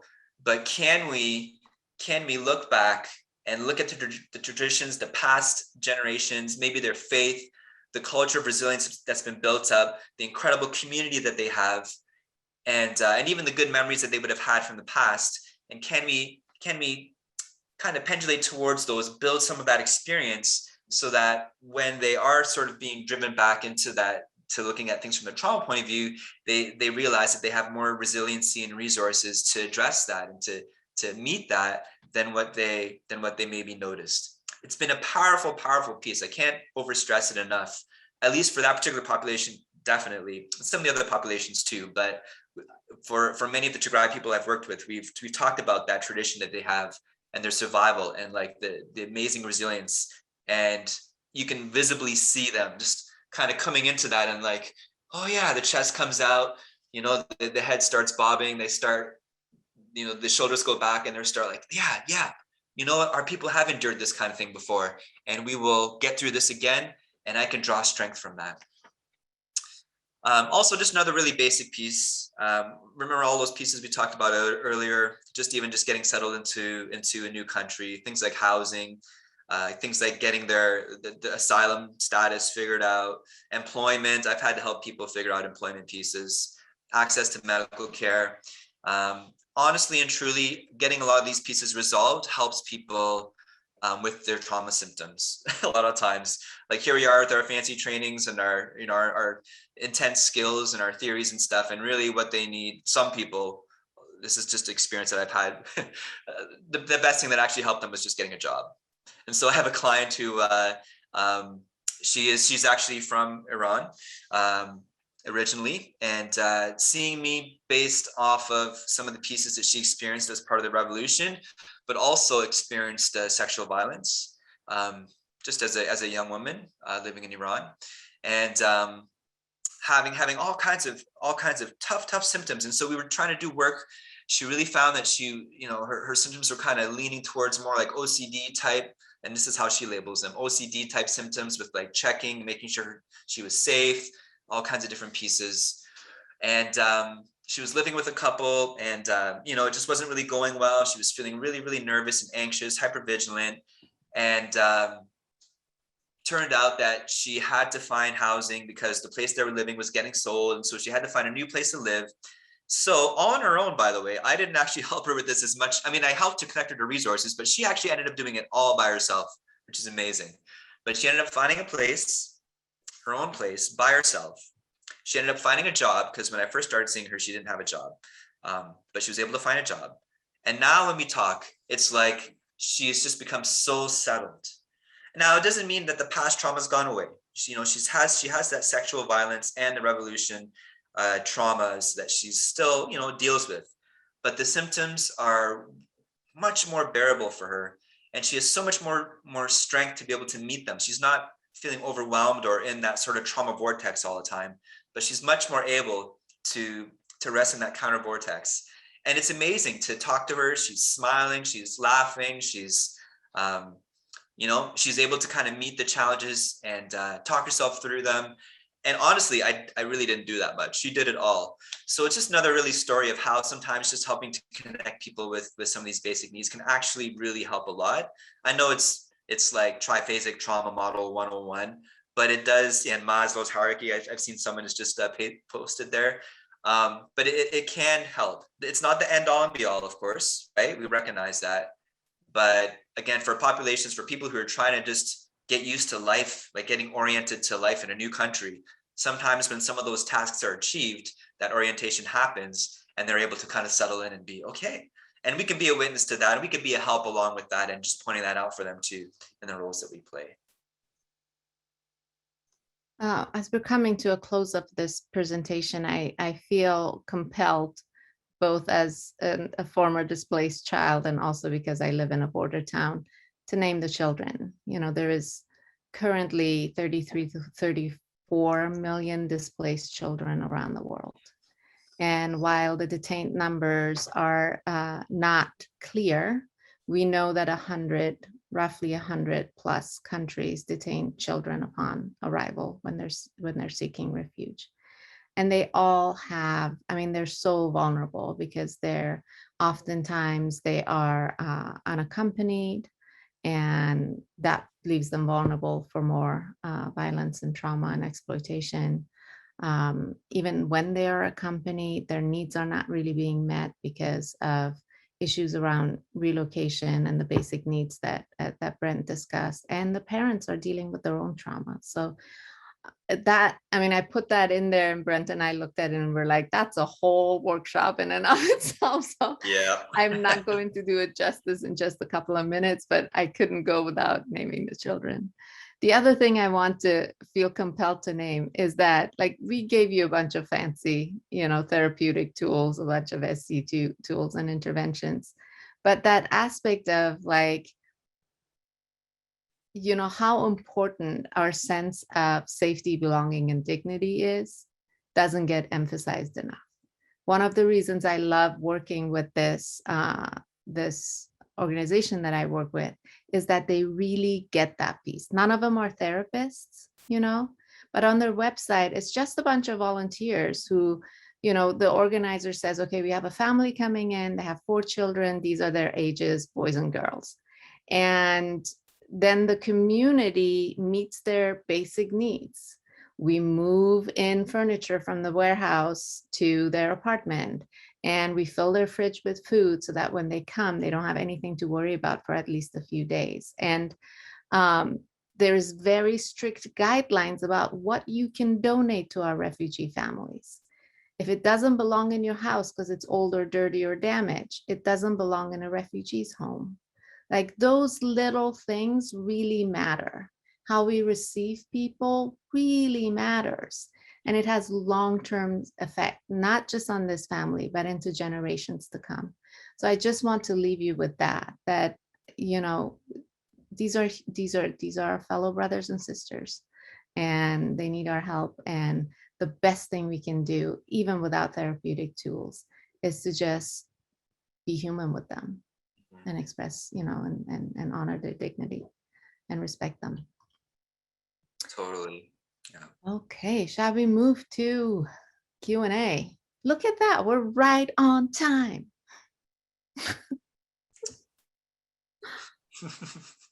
So you can just come off mic if you have a question or raise your hand. Or put a question in the chat. Yeah, I think we're watching the chats now. Yeah. Thank you for all the different. I have been reading the comments, but I was able to all throughout. Thank you, everybody. I wasn't able to answer all of them or acknowledge all of them, but really, really wonderful to see your engagement. Thank you. Yeah, we're definitely a community together on this. Any other questions? Hi, I Hi. have a question. Hello. Hi. I'm pretty new to the SE community, but my question is about the intergenerational component of refugees, like with children.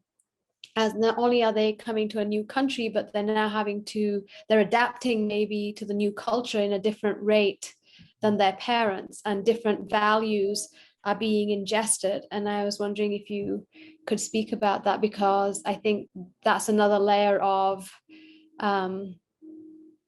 difficulty or Yeah. challenge, not only for the people, but within the community or within the families as well. Yeah, that can be, and I definitely went through this as a preteen and a teenager.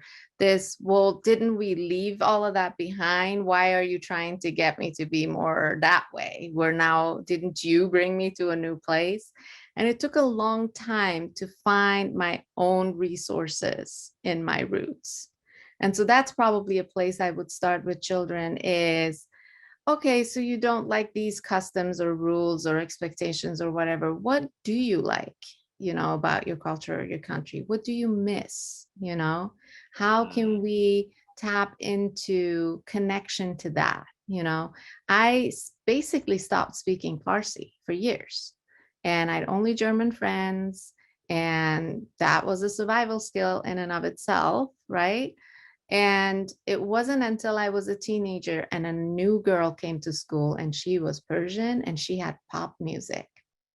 And so, my parents listened to classical music and I hated it. It was sad, and they were processing their own stuff through the music. But my new friend had Persian pop music from singers who lived in the USA. And so that was my drawback in. And I was like, oh, I like this. I'm remembering parties. I'm remembering dancing with my aunts. And much, much, much later, I came to the US and lived with my uncle, who's a great chef. And up until that point, I had not learned to cook Persian foods. And his joy and excitement about sharing my grandmother's recipes with me was so contagious that I got all wrapped into that. So I think we try so hard to focus on the conflict that's there rather than what's the resource within this. That's where I would start. And then that can contain the conflict. Then we have some common ground to work with. I hope that's helpful. Yeah, just hearing you talk, I'm thinking of the idea of just bottom up processing, right? Or bottom up, right? Just I know it's a simple phrase, but to me that really speaks to me, like the way that you worded it. What do you miss? What do you miss? Or what's your connection to it, right? Like talking to the young person about their experience of being from whatever country they're from, or whatever culture they're from, and having them begin to define it. And then, if there are pieces that seem to be missing, to figure out ways to reconnect with that. Yeah, that's beautiful. That's been my experience too. I'm not a refugee, but immigrant, and totally my experience being a like I said, a multicultural person living here in Canada, where my cultures are not really represented very well or very much. Yeah, beautiful. Food is a great place to start. Food and music are pretty food and safe music. bets, That's probably what did it for me, to be honest with you. And movies too, if you could find the odd movie, if your culture has them. Yeah.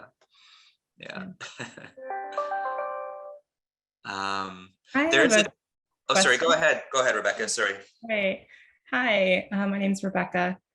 I am about to finish my MSW in 2 weeks, and I've been doing my final field placement with the International Rescue Committee out of Dallas, Texas, which has been absolutely amazing.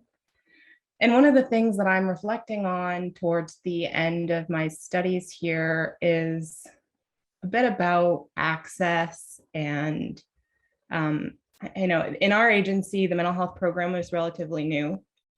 We've been mostly working with the lower level Maslow's hierarchy of needs things, housing, employment, doing an amazing job at that. And now we're trying to, as an agency, bring in this quality of life piece, which turns out there's less funding for.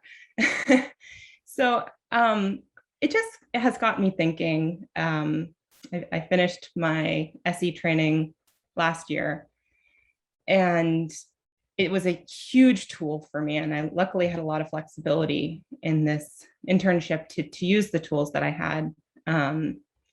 But it's got me thinking a lot about short-term versus long-term interventions with this kind of trauma, especially from an attachment perspective and from a nervous system perspective, of course. And I'm finding myself Of course, I don't like endings and I don't like saying goodbye to clients, but part of me is really angry because it feels like a huge disservice to a population of people that, of course, have the forced migration trauma. And as you mentioned, Brent, a lot of the familial traumas that came before that. So it's been amazing to model secure attachment and to see some incredible healing. And also, as a country here in the US, there aren't a lot of opportunities for this kind of mental health care for refugees. And I'm just wondering if you can speak to this in a way that might help me put some words to make a compelling argument for why this is important. You know, I'm trying to be able to articulate this to potential funders and people who see the value in mental health care, but don't necessarily know the difference between short-term interventions and long-term interventions, and like, what can we do with SE if we have more time? Yeah. Boy, that's a whole Big thing, right? Yeah. That's. Do you want to take that, Brent, or? Sure, I can try. I mean, it's hard because you're running against that whole idea of funding, and you know, there might even be political pieces in play there too, with how people understand what services are supposed to do and what people are supposed to do on their own and that kind of thing. I think that, well, there's different approaches you can take. One that feels kind of icky, but sometimes it works actually, is taking the approach of a longer term intervention, a more thorough intervention can yield to better outcomes for the community at large in terms of things like employability of people, you know, like that kind of stuff, like almost appealing to that side of things. Again, it depends on the funder and what they're looking for. But yeah, a big thing here in Canada and where I live actually is this feels really ugly to say this, but this is the way the funders think. The government funders, they think of emergency room admissions or emergency room visits. So if we can show them that our agency reduces, like the work that we do reduces that, then we get funding, right? Which again feels totally against the SC thing, but that's kind of the game that people are playing in terms of funders, right? But I think also if there's a way to kind of appeal to the truth of the matter, which is talking about the incredible adjustment that these folks have to make when they come to a new country, and how the work that you're doing is really helping them to settle in, like to truly settle, to really become engaged in the community, and how important that is for their local communities and for themselves. I would hope that would sort of, you know, move some heartstrings but again, I get the sense, maybe I'm a little jaded in my older age here, but I get the sense that we're looking more at some of, like, if you can kind of show some of the economic benefits or the benefits to society, and framing the refugees as people who will be in a more position to contribute positively to society as a result of the work you do. Oh, I feel like it's so ugly saying that, but that's kind of the game that we have to play with our funders. So I don't know if there's anything else you want to add to that, Mashid. The ACE study has been making a lot of noise, so that might be a good thing that can inform your argument that we know that childhood trauma can have long-term effects, health effects, employment effects, all of those things. And what can we do? What can we offer in order to curb that early on, you know? So I would research that and see if you can find some compelling arguments for it. The websites that, at least the ones I shared about the US, have a lot of information on them and resources that might also be helpful. Yeah. Mina. Zoom etiquette. Hi, I really, really appreciate this program. I think it's so timely. I'm also from Iran. I've been here for way too many decades to mention. Mashid, I really appreciate what you were saying about Iranians. I'm an SCP and I have friends, and I talk about trauma and ask them, you know, about what they think about our country. And whether anybody is traumatized with all the stuff that's going on. Trauma? What trauma? No, what trauma? I mean, it's like a way of life. You accept it and you get over it and you just keep on going and you just keep on going. So I think that kind of mentality is you grin and bear, because nobody has a perfect life, right? That's just one point that I wanted to support you and what you were saying. And I really appreciate everything that you're bringing it out in the open. The other thing is that I wonder, to all of you, I wonder, since funding is such an important issue, I sometimes wonder whether mental health is a privileged thing that only people with certain incomes can have, unless they know the ropes of finding ways to get it through social networks or whatever. So I'm just wondering, wouldn't it be great if we would start a movement where schools as young as preschool and parent training would just, they would receive this information and the training, and it would be part of the curriculum. Why study biology in a boring way if we can apply it to our well-being, right? Our mental health. I was working with a young man who's 18 years old and, on the spectrum and severely depressed and just going in a spiral. And I worked with him, somatic experiencing, transforming experience-based touch, polyvagal theory, I told him, look, you can have the reign of the bronco inside you and help yourself to calm down and understand what's going on with you. And then he asked his mom, he said, why don't schools teach us that? Mm-hmm. I mean, that's really relevant. And so my bigger question for the SE community is, how can we reach out and make this part of our school system on a national level? Because it's fascinating stuff. It's interdisciplinary. It involves all the R's that we could ever hope for: reading, writing, arithmetic, I mean, you can. I think you have to spearhead it, Mina. I think you have to start it. You make a compelling argument. I say you take it to the school district locally, and then you go from there. I'm having a conversation with Marv tomorrow. Excellent. Yes, but I'm just hoping that everybody else kind of, the seeds are planted, and that we all kind of support this and ask our teachers and schools, absolutely, whatever, why don't we do this? Then the funding wouldn't be it would be preemptive, and the funding would not become such a big issue. Thank you anyway. Lovely. Thank you so much, Mina.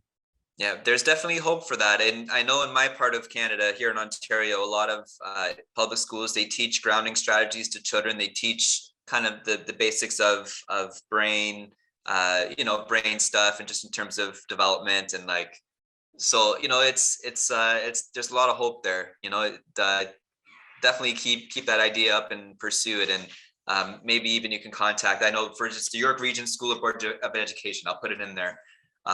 In the chat, that's the board that I'm thinking of, particularly where I know children have been learning these kind of strategies. So it might be something to kind of look into and draw from other countries. If you're not in Canada, that is, I don't even know. You can base it off of that. So I'm mindful that we have 5 hands up and we have 5 minutes, and we're probably not going to get to everyone because we have to end on time, but feel free to email your questions to me or Brent, and we're happy to answer them. Lisa. Yes, hi. Thanks so much for this. I'm sorry that I was late, but I look forward to listening to the recording. I was supposed to graduate as an SCP last year, but got hit with the COVID. So we're hopefully graduating in November this year in Ireland. I live in London in the UK. I'm working at a charity at the moment called Hestia in London, and they have a modern day slavery department where I'm volunteering. And I have a man that I'm working with who was trafficked all through Africa and then into England from the orphaned age of 7 right through to the age that he is now of 46. And he's been waiting for his right to remain in this country for 14 years. How do I work with somebody? I've had 12 sessions with him and we have a phenomenal connection. It's beautiful, and he's a beautiful being. But how do I work with someone when there is a very real danger that he may be deported? He lost the first round. It's in appeal. The solicitors are hopeful, but I'm working with a man who is really genuinely unsafe. Yeah. And he is a very positive man. And I've realized that I am holding the panic. I'm holding the fear of the deportation, because if he goes back, he has no one. He has nothing. He has no one. He doesn't know where he comes from. First, I will say this is an excellent case consult question because it's layered and it's complicated. But with clients any clients who are in situations where they're literally in danger day in and out, right? We can talk ourselves into positive outcomes but what I try to do is like islands of respite, like, can we take a moment in your day where we can just let this idea of being here or getting deported go and just really drop into the body. Kathy Kane does this great exercise called expansion without contraction, where you kind of name the distressing thing and then feel into your body and try to release the contractions you have around it, just to give your body a momentary respite, momentary rest. What is the other way she names that exercise? I don't know if Anne's still with us. Maybe she remembers. I can't think of it. But anyway, so you want to, there is this elephant in the room. Whether you're both acknowledging it or not, his body must be feeling it. Yeah, his body must be. He's separated from it, but he's having interesting dreams and it's coming through. And I don't know whether to try and help him accept and be prepared for a possibility, or to just join him on Happy Island. It depends on what he has capacity for. Right. Right. We're not doing anyone any favors overwhelming him if he doesn't have capacity for that. Right. Got it. Excellent case consult question. Yeah. Thank you very much. I might be giving you a call. Yeah, no problem. My email is in here. Thank you. I'm sorry, but that wraps up our time. And you all have my email address and Brent's. Please jot down your questions. Happy to email back and forth a bit to clarify them. I so appreciate your interest and your engagement with this topic. Thank you so much for joining us today. Also, before I let you go, this webinar was free because we're collecting donations for the BIPOC Scholarship Fund. And if you go to the SEI website, you can access that as well. Appreciate you. Brent. Thank you, everybody. Thank you so much, everybody, for your engagement. I really appreciate everybody's contributions today. Thank you for caring. Thank you for the work you do. Bye-bye, everyone. Take care, everybody. Bye-bye. Take care of yourselves. Be in touch. We'd love to hear from you.